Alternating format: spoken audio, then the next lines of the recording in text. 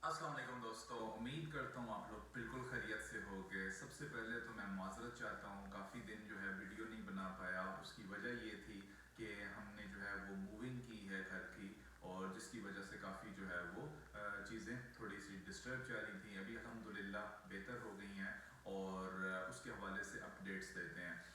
Number one, हमारे पास जो है स्ट्रॉन्ग इनविटेशन लेटर अवेलेबल है कनाडा के लिए, जिस पे को बेस बना के आप कनाडा का वीज़ा अप्लाई कर सकते हैं। क्योंकि अभी ये देखा गया है, अभी जो मेरा 26 नवंबर को 26 नवंबर को दोस्त का वीज़ा अप्रूव हुआ है, इनविटेशन लेटर के साथ हुआ था। और इनविटेशन लेटर के साथ कनाडा ज़्यादा वीज़ाज दे रहा है as compare to without invitation letter. तो अगर आप वीज़ा अप्लाई करना चाहते हैं तो आपको इनविटेशन लेटर चाहिए, और वो स्ट्रॉन्ग होना चाहिए। स्ट्रॉन्ग का क्या मतलब है कि नोटराइज्ड होना चाहिए। जो पर्सन बुला रहा है वो अपना पासपोर्ट अटैच करे या पीआर कार्ड अटैच करे, जिसके बेस पे वीज़ा मिलने के चांसेस काफ़ी ज़्यादा बढ़ जाते हैं। अगर आपकी बेसिक प्रोफाइल भी है, मींस ये कि अभी जो 26 नवंबर को जिस दोस्त का वीज़ा अप्रूव हुआ है, फ्रेश पासपोर्ट था, कोई किसी कंट्री का ट्रैवल नहीं था, सिंगल प्रोफाइल थी, कोई मैरिड नहीं था, तकरीबन 14,700 कनेडियन डॉलर, तकरीबन पाकिस्तानी 28 लाख रुपया या इंडियन 9 लाख रुपया उसका बैंक बैलेंस था। इसी तरह आप इसको दरम में कैलकुलेट कर सकते हैं या सऊदी रियाल में। मोस्टली मैं रिकमेंड करता हूँ 40,000 40,000 दरम या 40,000 सऊदी रियाल बैंक बैलेंस होना चाहिए। तो अगर आपके पास ये चीज़ें, और फ्रेश पासपोर्ट थी, यानी कि कोई ट्रैवल हिस्ट्री नहीं थी, तो अगर आपकी प्रोफाइल इस तरह की है तो विद इनविटेशन लेटर आप वीज़ा अप्लाई कर सकते हैं कनाडा का, जिसमें मैक्सिमम चांसेस होंगे वीज़ा अप्रूवल के। Number one. नंबर टू चीज़ ये, ड्यू टू एनी रीज़न अगर आपका वीज़ा रिजेक्ट हो जाता है, तो आजकल ये भी देखा गया है कि बहुत ज़्यादा वीज़ाज जो है वो रिजेक्ट हो रहे हैं ऑटो रिफ्यूज़ल पे। ऑटो रिफ्यूज़ल का क्या मतलब है कि वीज़ा ऑफिसर देखे बगैर जो है वो वीज़ा रिफ्यूज़ कर देते हैं, उसमें जस्ट एक या दो रीज़न लगा के, जो रीज़न बनते नहीं है। ऐसी सूरत में जुडिशियल रिव्यू अप्लाई किया जाता है, और जुडिशियल रिव्यू में भी मैक्सिमम चांसेस होते हैं आपके अप्रूवल के।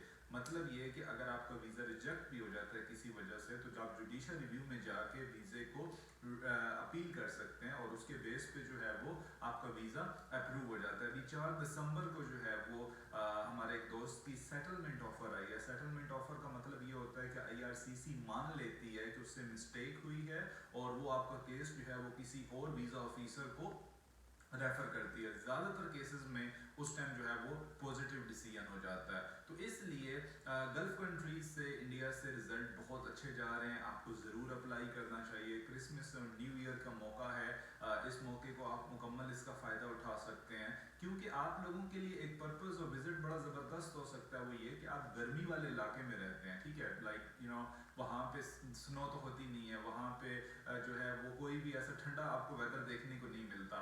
अब मान लें कि कोई ऐसा पर्सन है जिसको सर्दी पसंद है, जो सर्दी को देखना चाहता है, जो स्नो देखना चाहता है, जिसने पूरी लाइफ में कभी स्नो नहीं होते हुए नहीं देखी, या जिसने और एक लाइफस्टाइल नहीं देखा कम्प्लीटली डिफरेंट, तो उसके लिए एक बड़ा अच्छा पर्पस और विजिट हो सकता है कि वो नॉर्थ अमेरिका में आए, अमेरिका या कनाडा में आए, और यहाँ पे आके स्नो को एक्सपीरियंस करे। ठीक है, यहाँ पे आके यहाँ के इन्वायरमेंट को एक्सपीरियंस करे, क्योंकि ये एक डिफरेंट इन्वायरमेंट होगा आपके गल्फ कंट्रीज के मुकाबले में। गल्फ कंट्रीज में इंतहाई गर्मी होती है, जून जुलाई में ऑफ कोर्स एक्सट्रीम वेदर जो है वो हॉट होता है। फिर उसके बाद अभी नवंबर दिसंबर जैन फेब अच्छा वेदर चल रहा है, यानी कि 20 25 30 तक वेदर जो है वो चल रहा है।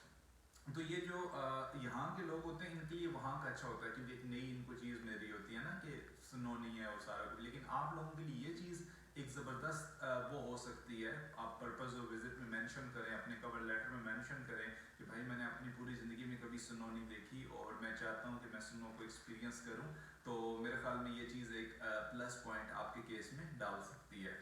अगर आपका वीज़ा रिफ्यूज़ हुआ है बैकअप पे, कोई मसला नहीं है, आप वीज़े को रीअप्लाई कर सकते हैं। जेन्युइनली ये कहा जाता है कि 6 महीने के बीच में गैप देना चाहिए। अगर आपका 6 महीने से गैप से ज़्यादा हो चुका है, आप किसी भी टाइम दोबारा कनाडा का वीज़ा अप्लाई कर सकते हैं। आपका नया केस कंसीडर होगा, और नए केस के मुताबिक डिसीजन होगा। अगर केस अच्छा होगा, अगर केस में जान होगी, ओवरऑल केस को अच्छे तरीके से प्रेजेंट किया होगा, वीज़ा मिल जाएगा। अगर आप केस कमज़ोर होगा, केस में जान नहीं होगी, तो उसके मुताबिक जो है वीज़ा बिल्कुल न्यू डिसीजन होगा। मतलब ये नहीं है कि पुरानी एप्लीकेशन पे अगर आपकी, मेरे पास एक एग्जांपल है दोस्त की, 4 दफ़ा वीज़ा रिजेक्ट हुआ था, 5वीं दफ़ा वीज़ा मिल गया। तो इसलिए अगर आपका एक दफ़ा दो दफ़ा visa you so much for watching my video.